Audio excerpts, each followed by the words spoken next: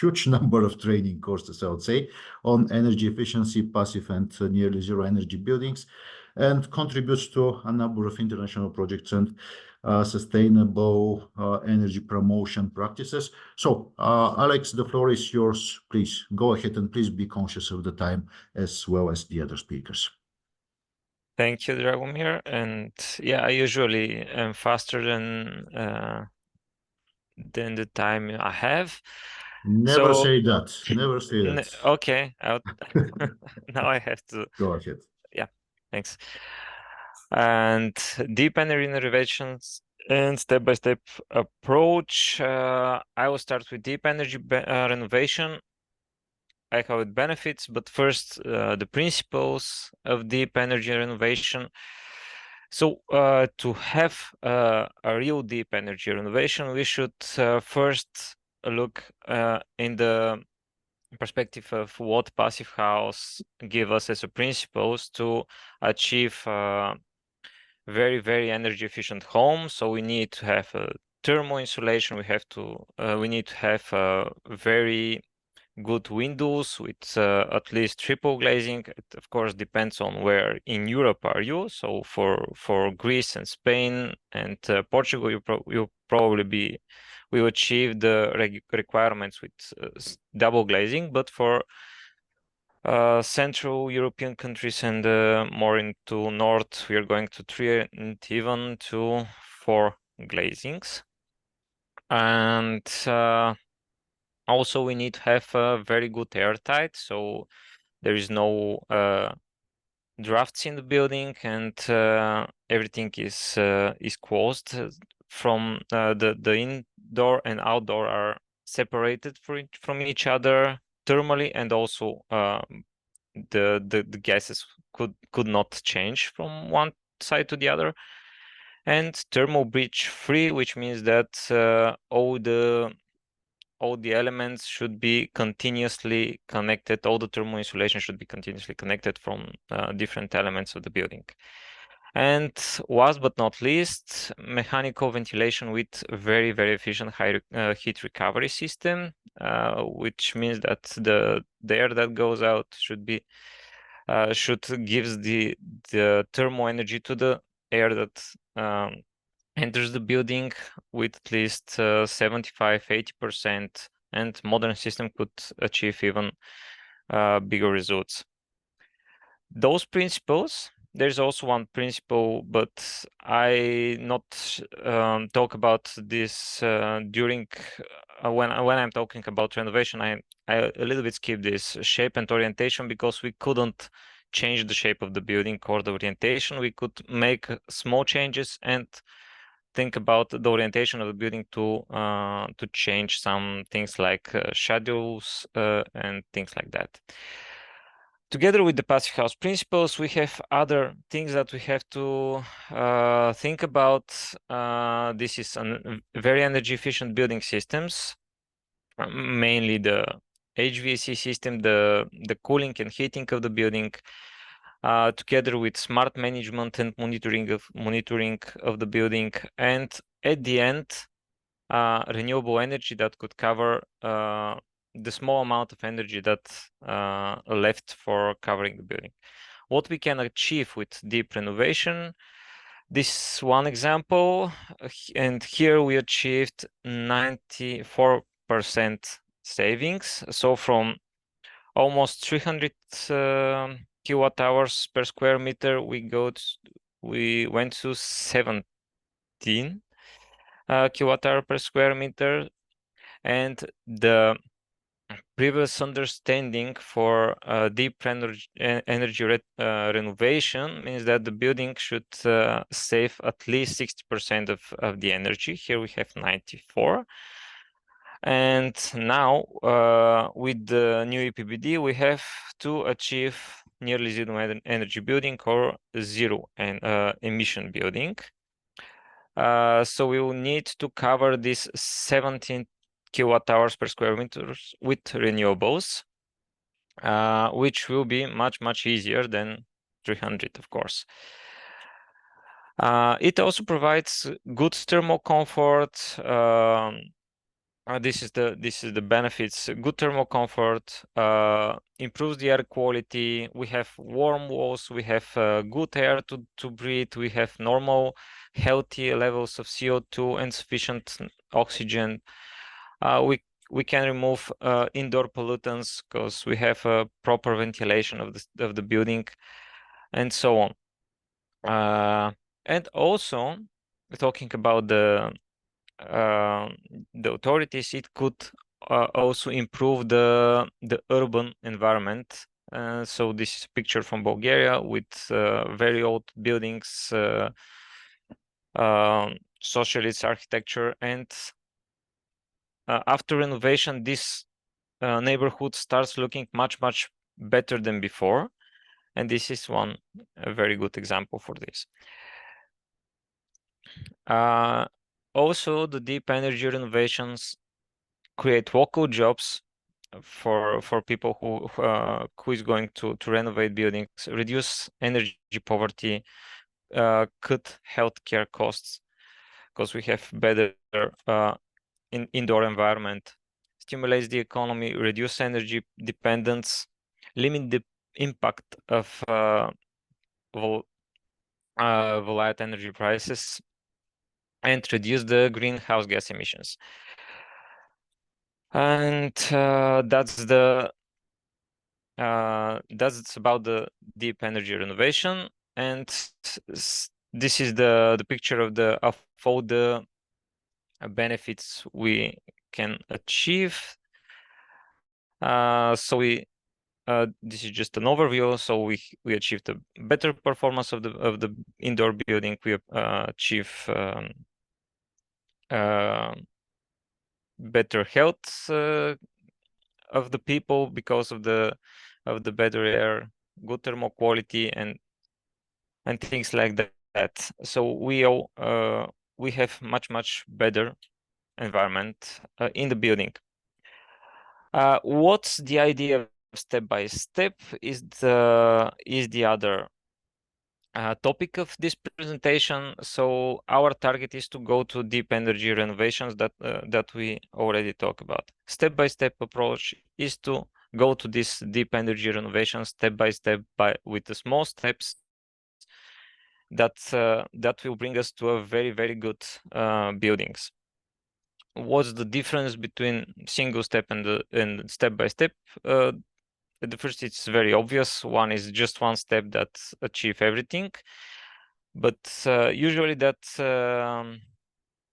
means also that have some risks in by trying to achieve everything with one step. And here the risk is to not have enough fundings to implement all the measures properly. So we make a lot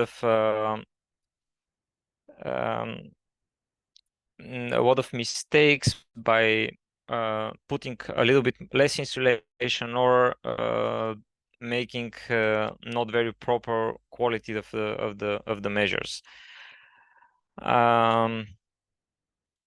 And this is a very huge investment at once that's not very always easy to achieve. The benefit is that all the saving starts from the first implementation of all the buildings, but it's a very high cost for deep energy renovation at once. The step by step means that we renovate stepwise. We have different trigger points. We are thinking more about the building, and I will show you how. We can achieve different targets that, like the ones that Rutger just presented, the ones in the EPBD, for example, or different targets that we have locally. And the main risk here is to make individual measures or steps without thinking the other steps in future. And here is we can make a big walk-in effect. And yeah, that's mainly the difference. There's two ways of thinking when we are creating a step-by-step renovation plan. First is to retrofit component by component. So first we put an insulation of the walls, then we put new windows and air tightness, then we put heating system on and renewables. And the other way of thinking is facade or part of the building, one part after the other. So we first made the north facade, then we made windows and the floor, for example, and then we will make the other steps, other remaining sides of the buildings, plus renewable energy system. And you can see that every time we put heating system and renewables at the end, and that's not without a reason, but I'll get back to that a little bit later. And every time we are thinking about step-by-step renovation, we should think a lot about what walk-in effects, and the next few slides are what actually is walk-in effect. There's two main ways to walk our building for future renovation with to achieving better goals, bigger goals. First is to implement a measure with an insufficient level of energy efficiency. For example, we put 5 centimeters instead of 20. And because the main part of the investment is actually not the insulation itself, it's the work on the building.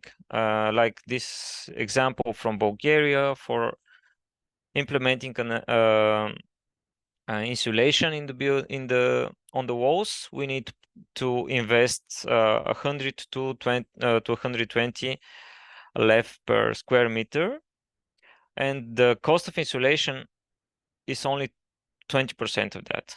It's about 20 level per square meter.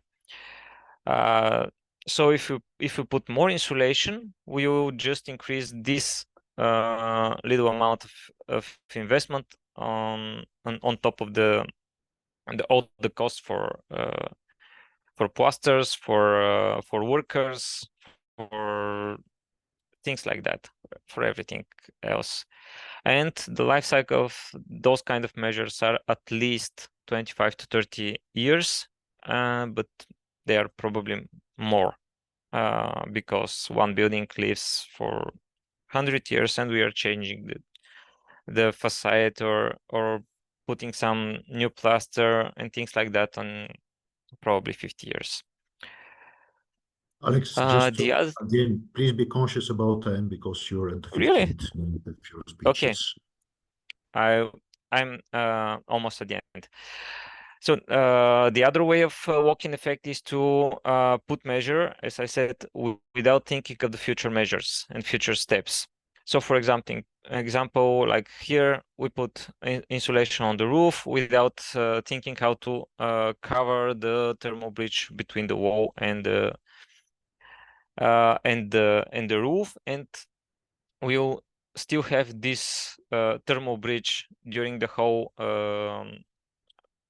the whole life cycle of the building. And here is the IB Road to EPC. That's a plan for a renovation of the building. Just an example. Here we put different things, different measures in different steps. I won't stop here because I know that Alexander Deliyannis will talk about this more in the next step, and I will just stop for how to implement the step-by-step properly. We have to design all the steps at the beginning of the renovation and implement them in future, or we can change some steps in the future, but first we need to think how not to have any thermal bridges and things like that, and how to continuously have a insulation and air tightness layer. And this example is actually looking like this on field. We have airtight membrane that will be continue with on the walls, and there is an insulation that will be connected to the other insulation we have. And this is my last slide. We have that's the reason we put the heating systems and renewables at the end of the renovation process, because at the beginning we have much more heating walls than we have in the last step. So if we put the heating system now at the beginning of the renovation, we have to put 2 or 3 times more powerful heating system that won't be efficient enough at the end of the steps, and it also costs more than at the end. And thank you for your attention. Thank you, Alexander. We'll be taking just one question very quickly, because unfortunately it seems that we'll go over the assigned time if we keep the assigned allocation of 50 minutes per each speaker, which is not good, basically, although it happens from time to time. The question is, you mentioned about installation of 20 to 25 centimeters, and is it legal and is it allowed actually to round up the building with insulation of that size? Are there any limitations that we can face? This question is I cannot answer for every country. I can answer for Bulgaria, and for here the practice says that it's not a problem. If it's part of renovation process, the local government says it's okay to put 20 to 25 centimeters. And of course, it's changed the building, and it's changed the size of the building, so we can get to some problems according to that. But I don't know about the other countries. I know that in Bulgaria it's the practice says okay. Yep. Basically, if you have the design project which is approved by the local administration or the administration that gives you the building permit, it should be okay from structural point of view. It should also go through basically advice consultancy and design project intervention by a specialized professional, so that we avoid any future problems. Moving forward to the next speakers, thanks a lot to Alexander. Alex will be here with us until the end of the session. So if you have any questions, you can shoot them into the chat box, and we can take it even after the webinar. The next speaker is Alexander again.